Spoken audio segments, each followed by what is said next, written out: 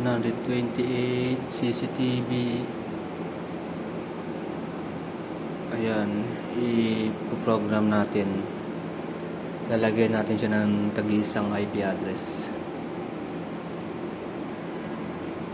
So, nasa 106 pa lang ako.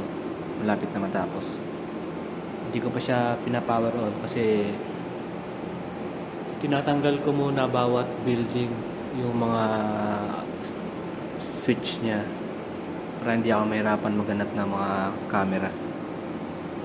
So, pag nakompleto ko na yung IP, i-connect ko na siya lahat. Lalabas na lang siya dito.